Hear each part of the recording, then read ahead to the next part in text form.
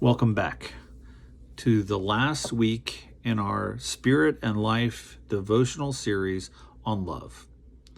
Today, I would like to share some final thoughts on the nature of God's love and some musings on how different our human concept of love is and how we could possibly reconcile the two. We know that loving someone is and always will be risky. Why, you might ask?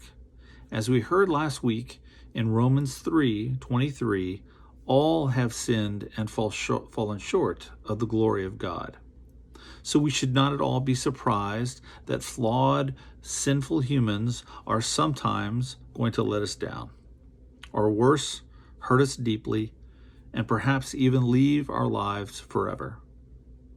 Does it seem reasonable that we should love people who could one day break our hearts? Should we be loving and kind and compassionate to those who we think unworthy of our love and affection? Our flawed human response would most naturally be no.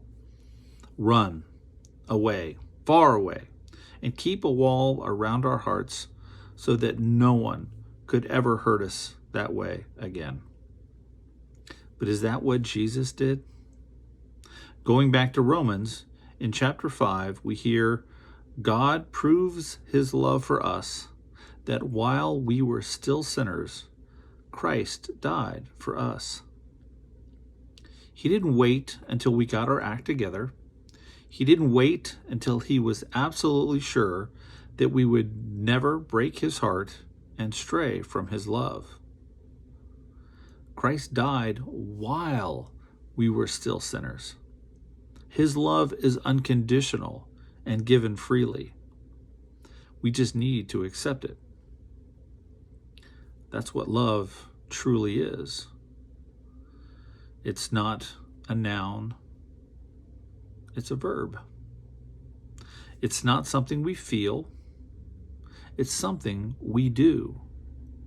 If we only love others if they speak, act, and perform in a way that pleases us, that isn't love.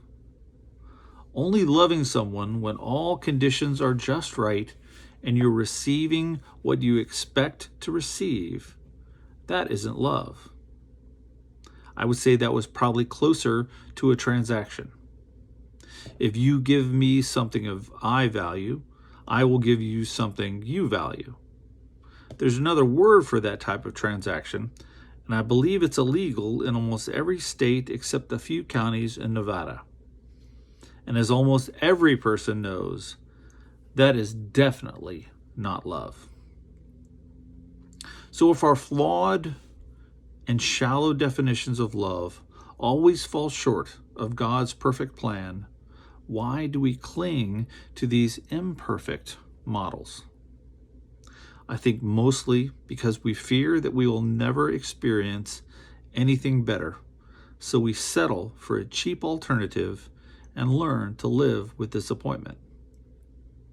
We fall for Satan's lies that we aren't good enough, or that no one will ever accept us for who we really are. And the reason, I think, at the center of it all is we have never given God all that we are and trusted him to show us real love. G.K. Chesterton once wrote, "The Christian ideal has not been tried and found wanting. It has been found difficult and left untried." God has given us this gift of life, and he wants us to live it abundantly, loving him and our neighbor as was intended from the beginning. But he will not force it upon us.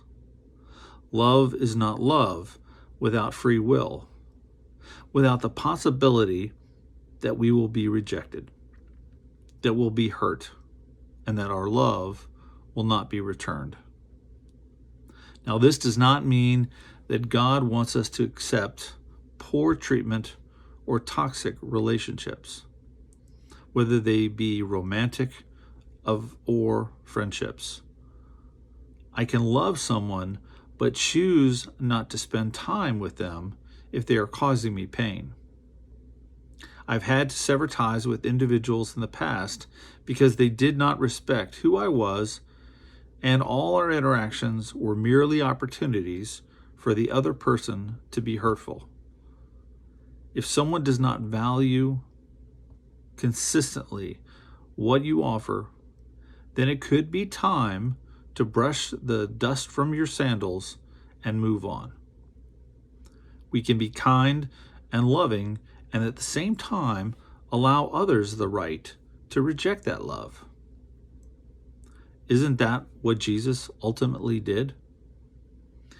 He sacrificed his life so that we could be made whole and become new creations, so that we could love the way he loved. But we must choose that love. He will not force it on us. When we are made new, we are called to be his and to love as he loved. In Colossians 3:12, we hear, as God's chosen ones, holy and beloved, clothe yourselves with compassion, kindness, humility, meekness, and patience. Bear with one another, and if anyone has complaint against another, forgive each other, just as the Lord has forgiven you, so you also must forgive. Above all, clothe yourselves with love, which binds everything together in perfect harmony. If we love God and our neighbors, just think how truly perfect our world might be. I pray that you trust in the one who died to set you free, free to love as God intended you to love from the very beginning of time. Let his love heal your wounds and set you on a path of transformation that changes your life and the world's. May God bless you and yours, and have a wonderful day.